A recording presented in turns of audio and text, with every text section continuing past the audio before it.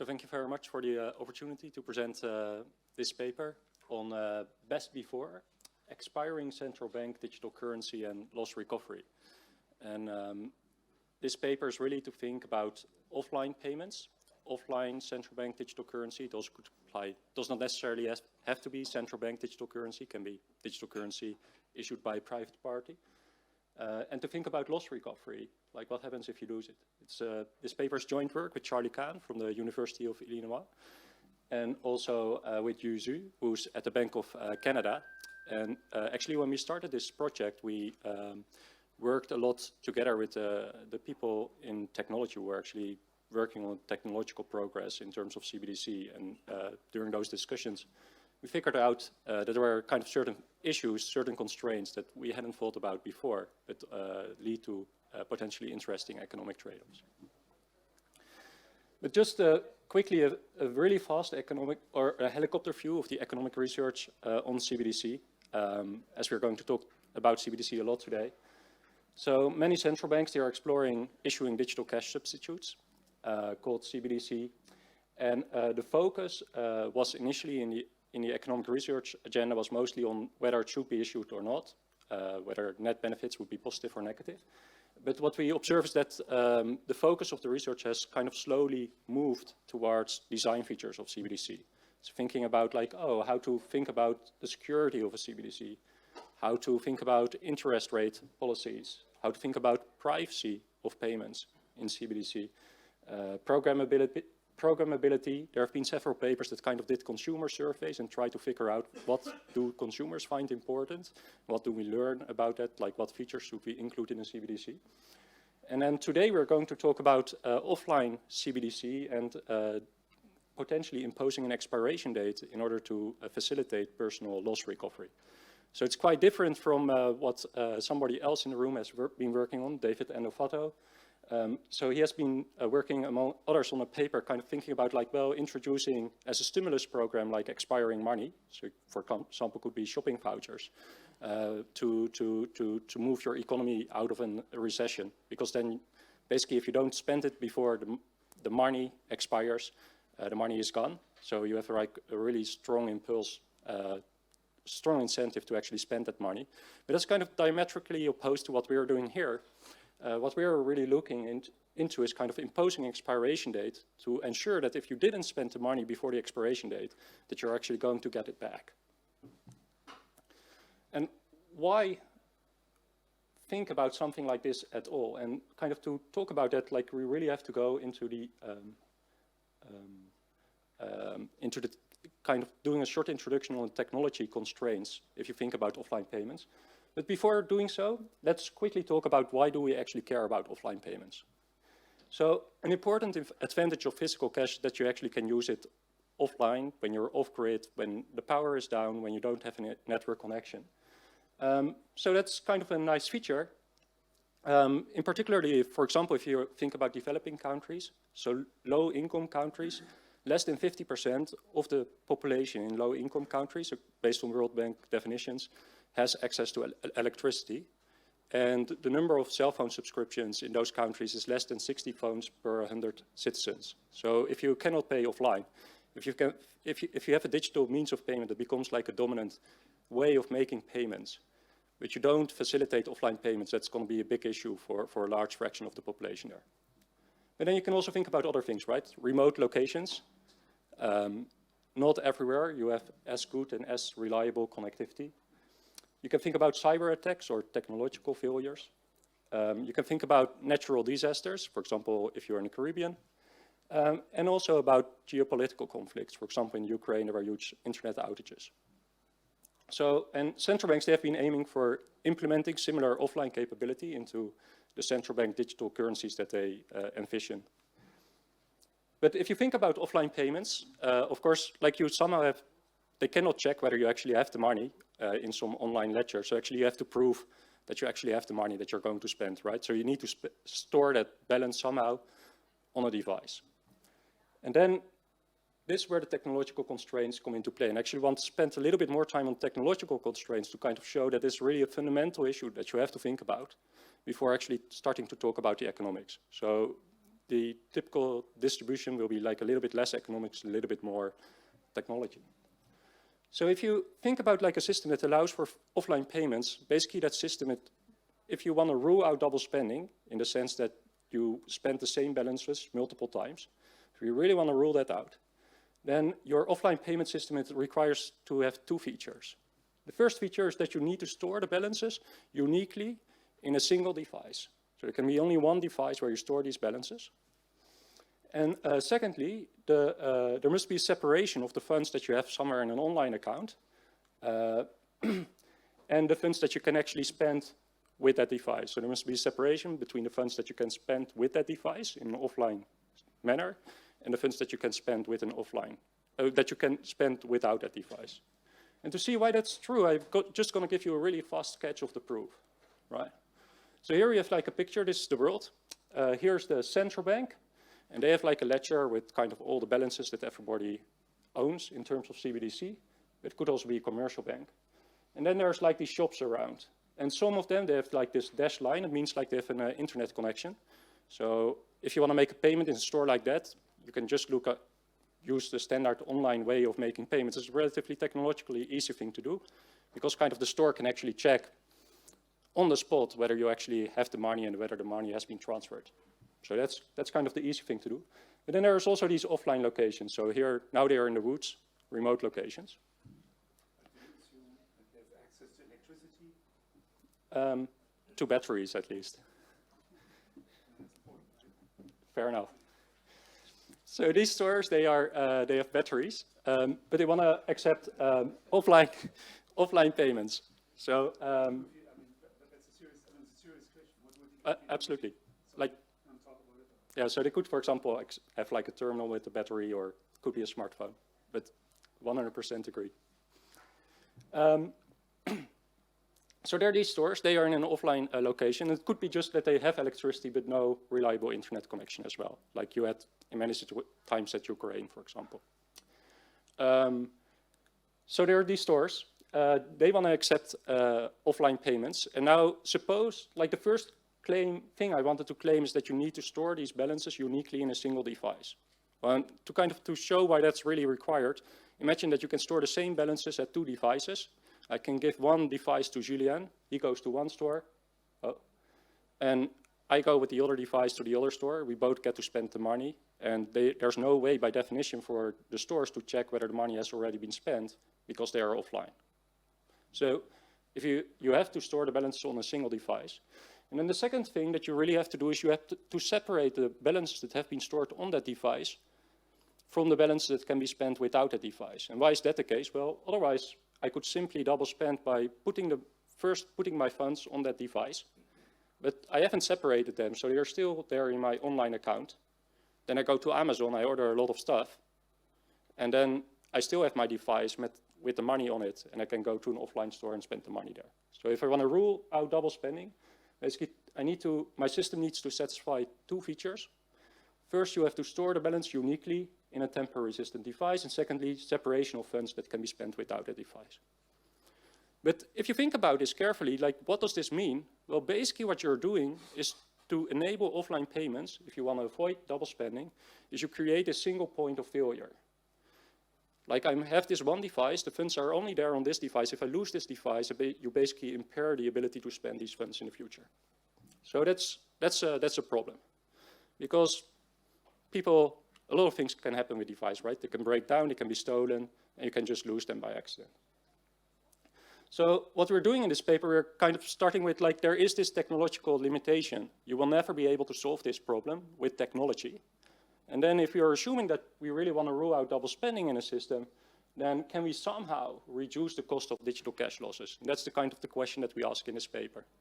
Well, there's different things that you could think about. Well, I lost my money. Perhaps I can fill out a form for the central bank and send it, and then they give me my money back.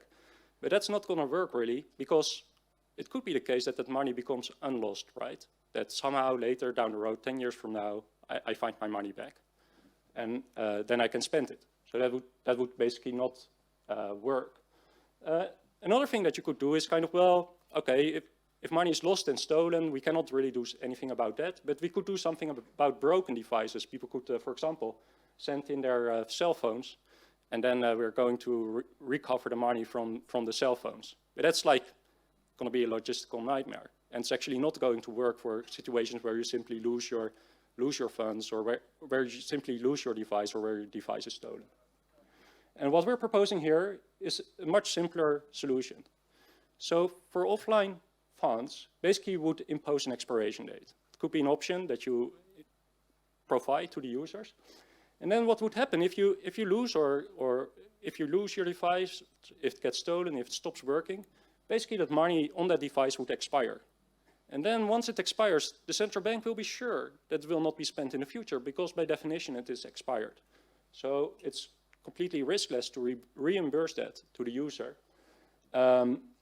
So we can do that fully automatically, right? People don't have to fill in forms and so forth, so it can be very user-friendly.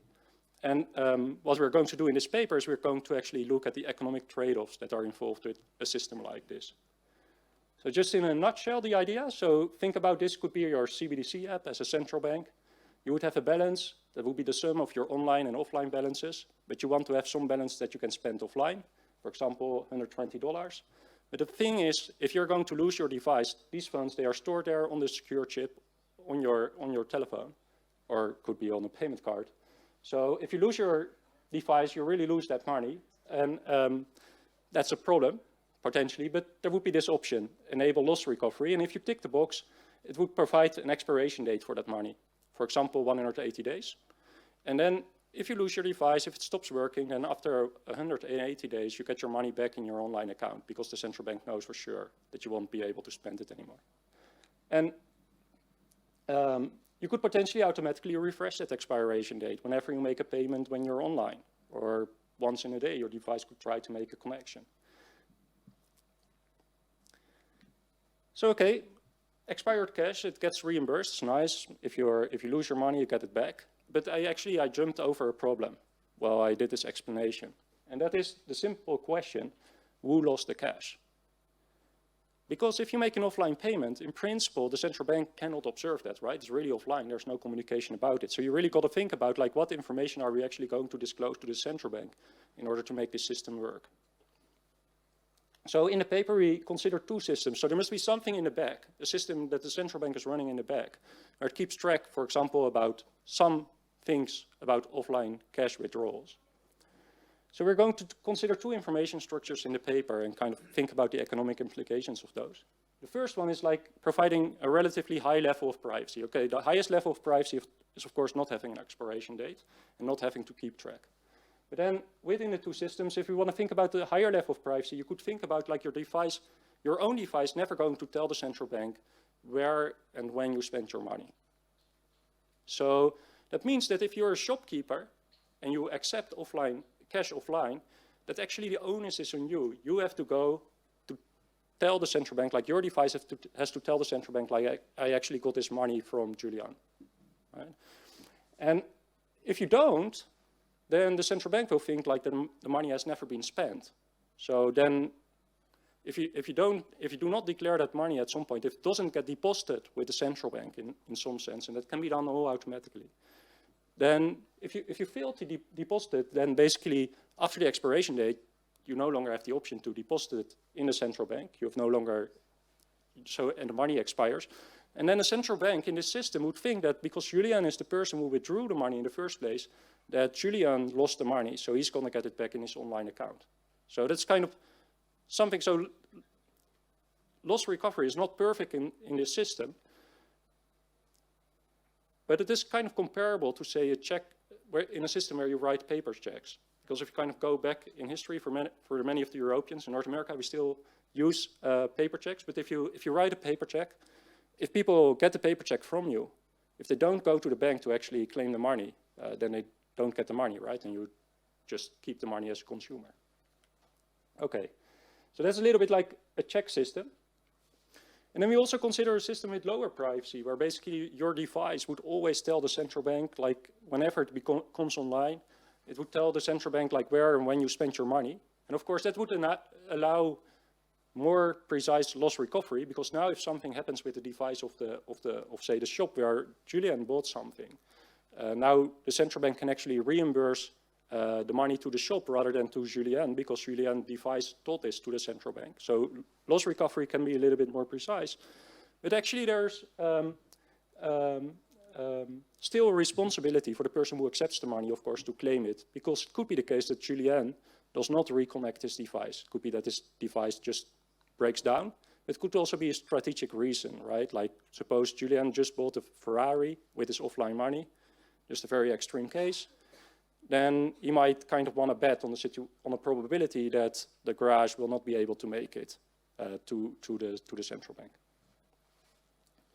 And okay, so these are the two information models that we consider, and then just a quick summary of the main results from the economic analysis is that loss recovery with an expiration date, it can have a substantial positive impact on the demand for offline digital currency balances. Secondly, if you think about like the optimal expiration date, like you have to think about like how long, when is the money going to expire? If you set it like, there's some optimal point. If you set it too short, then the cost of that is like really high. So there's like, and if you set it longer than optimal, then actually the cost of that, doing that is really low. And there's this strong asymmetry. So as a central bank, you rather want to set the expiration date further in the future, too far in the future rather than too close. And the reason is that like, well, if you push it out, then just the reimbursement of losses will be later because you can only reimburse the money after it expires. If you set it really short, it really impairs your ability to actually spend the money, because it could be you show up at a store and the store says, well, if I accept this payment, like I have to upload it to the central bank within 13 minutes. I'm not sure whether I will be able to do it, so I don't accept the money, and that's a problem. And then finally, about the information sharing. So what we find is that more information sharing between the consumers and the central bank, well, it will improve the preciseness of loss recovery. But it will not actually be better, will not necessarily be better in terms of social welfare. So it really depends on like how people are going to react to the information model, whether social welfare will increase or not.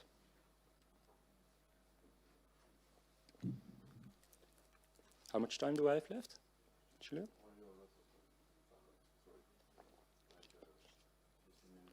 Excellent. So the outline of the talk is basically we have two models in the paper. First, we have like a small model, and it's really like a kind of a toy model to kind of understand what are the main trade-offs.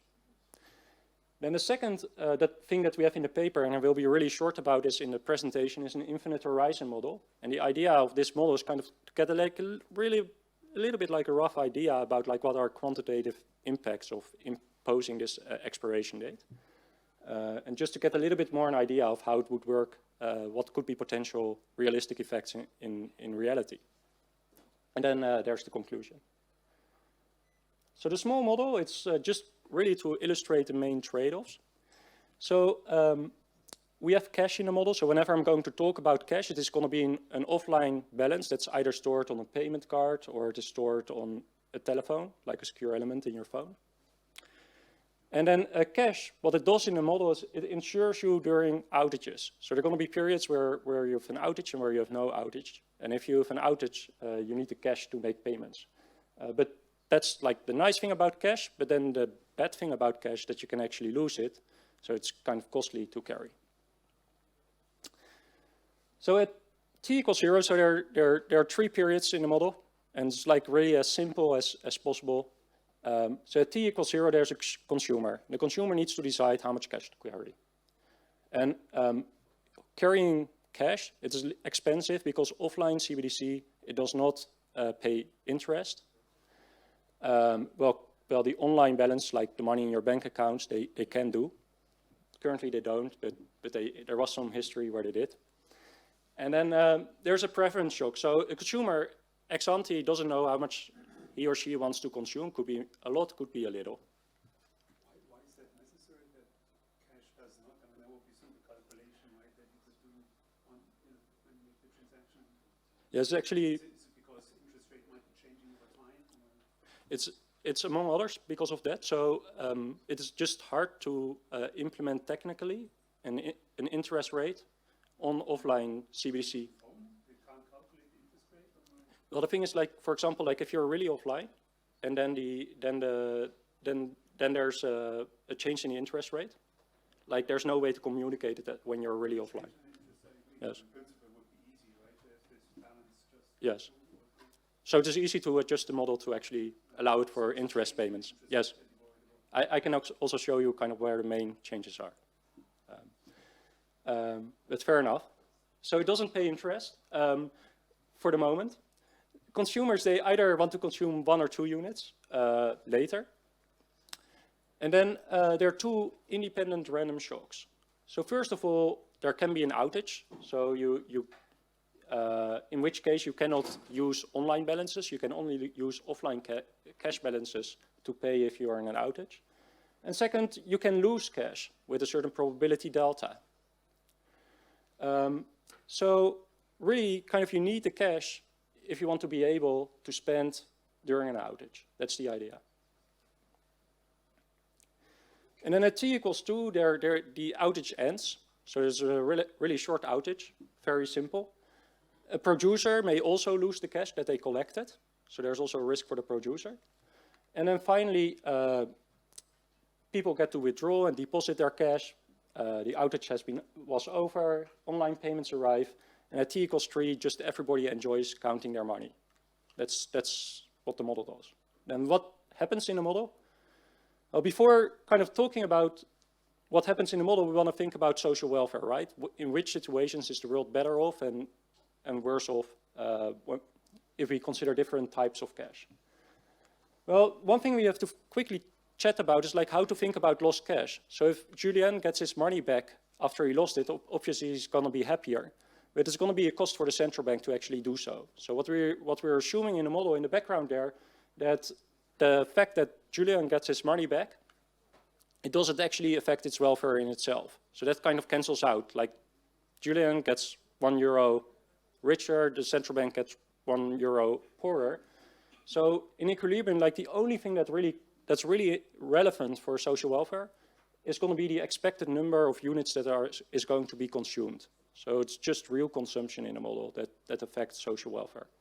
And then of course, what we care about, like, are people able to consume when they're in an outage? Now let us first kind of quickly consider this model in a situation where you have cash without an expiration date.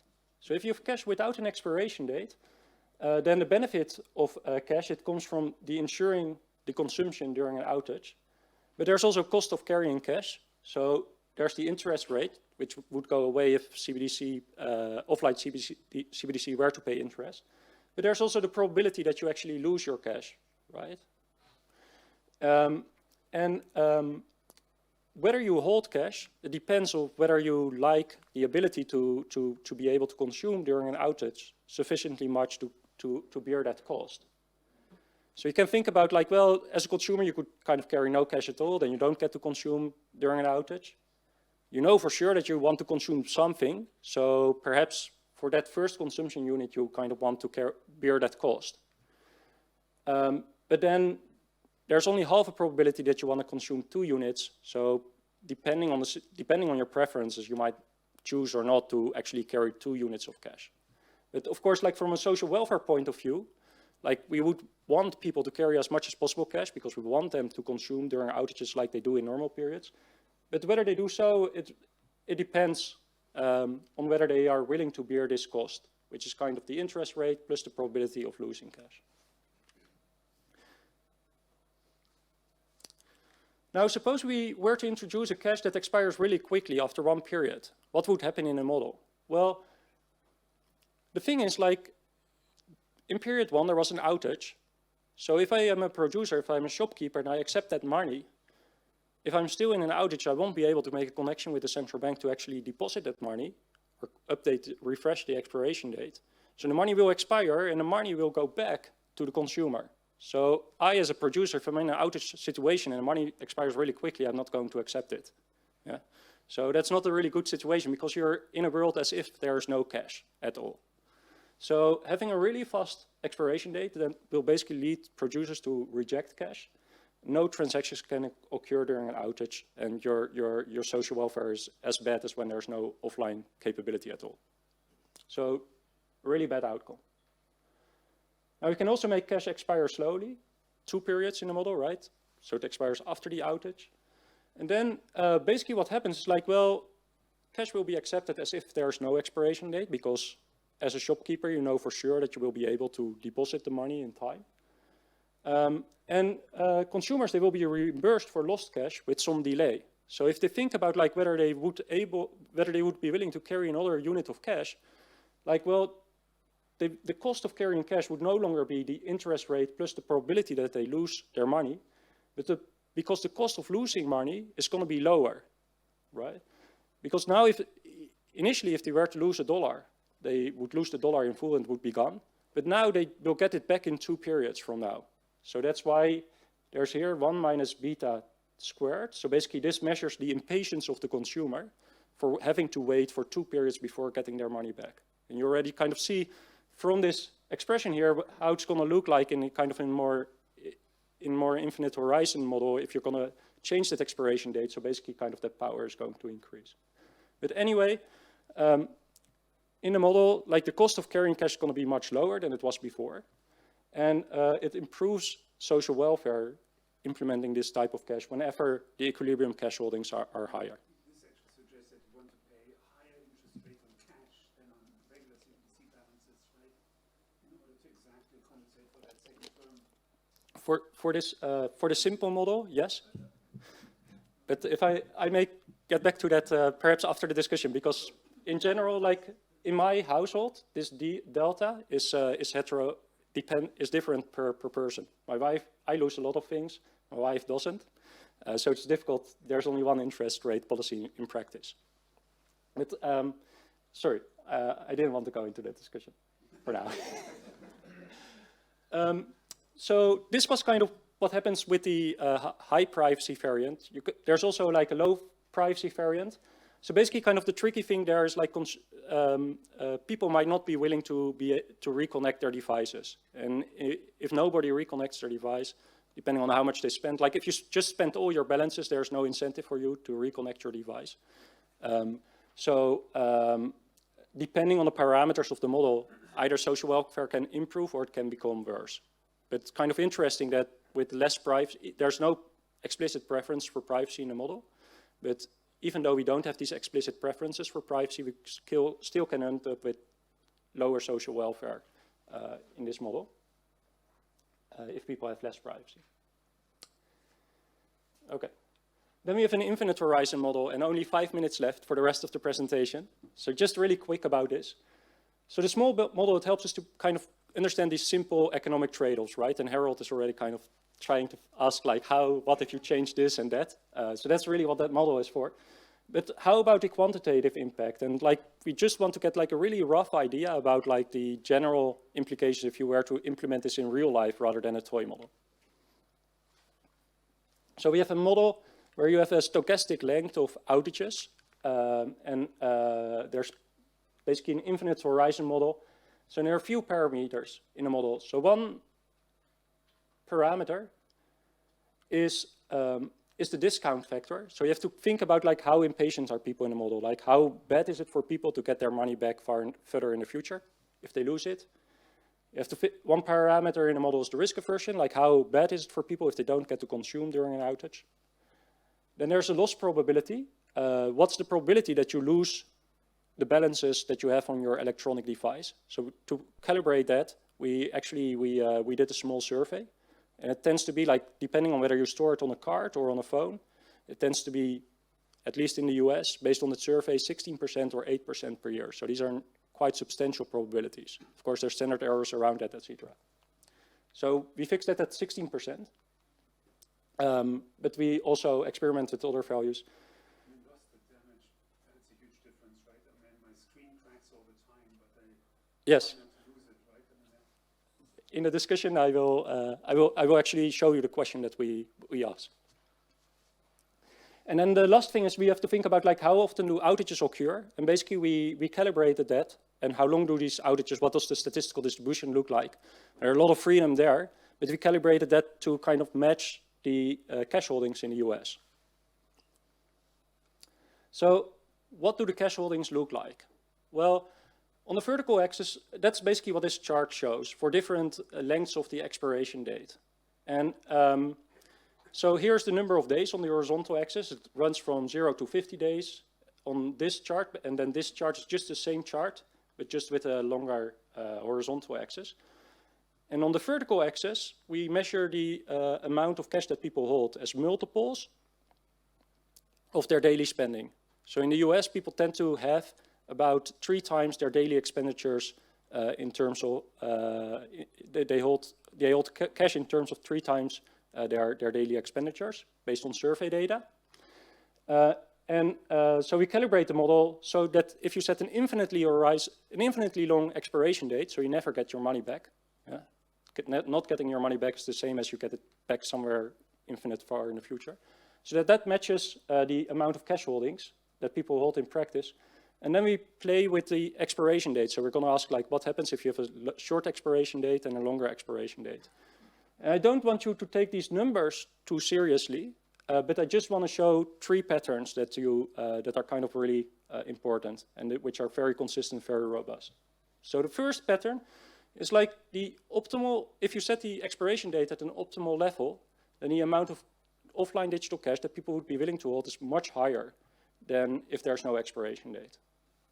Okay, first. The second, if you set a longer than optimal expiration date, basically the impact on the amount of cash that people are willing to hold is going to decline very slowly. Ultimately, it will converge to this red line, to this red dashed line. Why is that? Well, like if you extend the expiration date by 1 more day, it just means like, well, if you lose your money, you're going to get your money back 1 day later, right? So it's just going to be a little bit more delay in the reimbursement of lost cash. And then the other thing I want to point out is, which is also a very robust result, you always start from 0, because if you set a really short expiration date, then cash is going to be completely useless.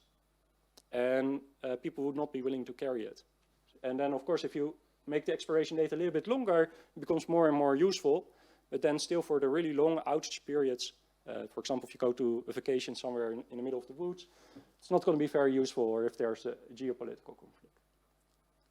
So, and of course, like what the shape looks like at the start, it's of course going to be very sensitive to what does this distribution look like exactly, and what's the distribution of outages and so forth. But like these 3 patterns, this much higher cash demand, the slow decline, and a really strong increase at the start, these are very robust. So what's basically the message to policymakers? Well, I think it's a good idea because it increases your demand for offline digital cash, providing this option to consumers. But then if you set the expiration date, you want to set it sufficiently far in the future, because if you err on the short side, it's going to be a problem. And that's basically where I will conclude. Merci à tous.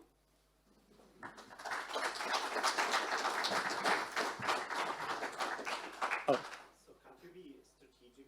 No, that's true. So in the simple model, and I kind of jumped it over, but that's really in that privacy discussion, we really extensively go into that discussion that as a consumer you want to be strategic, potentially. Like if you were to buy that Ferrari, right, you might not be willing to reconnect, because then there's a small probability that something goes wrong at the site of the retailer, you get your money back.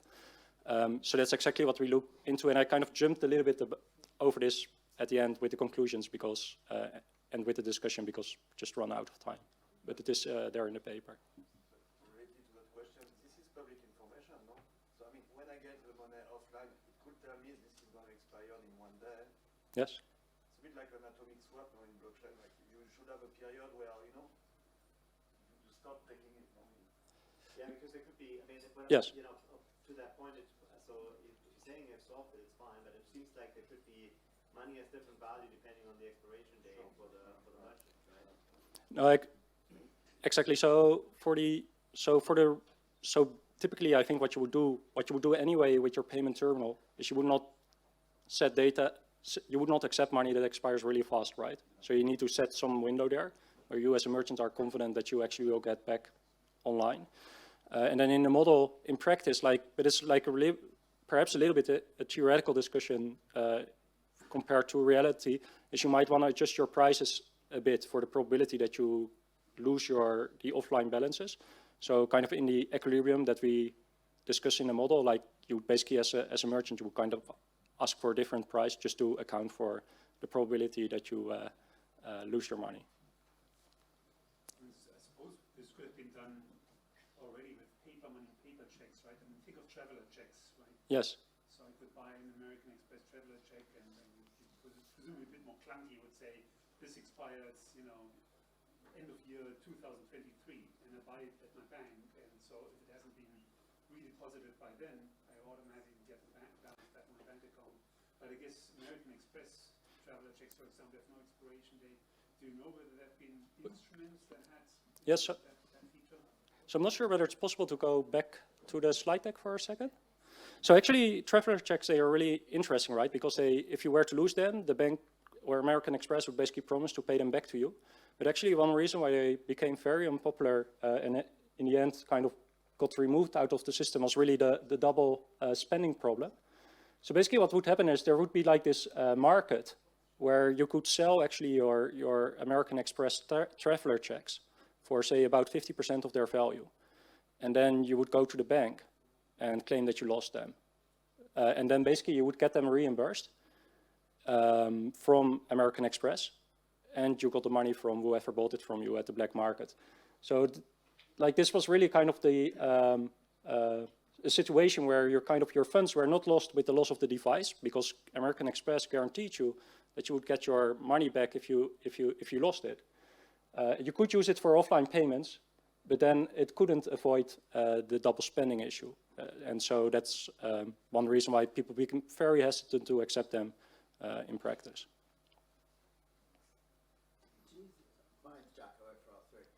I think the offline debate is really interesting because often we have a false equivalence to cash. Cash is absolutely offline, you can make settlement in it. But if we were to plunge into darkness and go offline, I don't have any cash on me now. There are systems that, in order for me to have cash, have to work online. ATMs have to continue to be full of cash, or yes. systems have to work. So I think it's really interesting that we almost apply a kind of a double standard to what we're trying to achieve in this kind of world to actually the world that we live in, so to speak. And then I think perhaps sort of another point is, you know, in the market you had there, if we're going to like 750 days offline, it's a very interesting world you're living in, 750 days offline. And I kind of just think it's I guess I'm interested in where you take this work next, because when I think about that, the models you created obviously one where you have an expiry that is of a longer benefit and a shorter. You could obviously issue CBDC that has a mixture of those things. You could have CBDC that has, you know, a week. You could have it much longer. Do you think there's any academic value in examining how mixtures could work? Do you anticipate anything changing in the sort of metrics you put out? Yes, we hadn't done so. I think like the primary thing is like just the idea of having this in place and then kind of seeing whether it would work in a very simple way. And I think like the extension of like thinking about like different expiration dates or perhaps like some pattern, it became to kind of quantitatively analyze it. I think always you have to take like these models, we only have like very few things in it, so you have to take it a little bit with a grain of salt in terms of quantities that you get out from these models. But there could be value added, right, in terms of thinking about different expiration date. Like we just thought about it from a very simple idea, like just to make it very simple for consumers.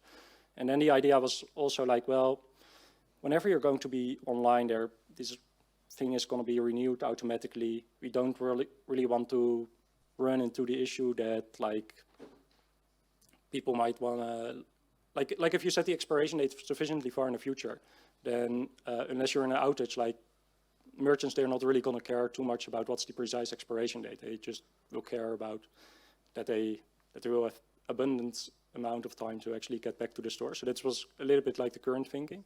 But of course, like further extensions, but it would, in terms of like different expiration dates, they will be technically difficult to accomplish, but there could definitely be some value added there.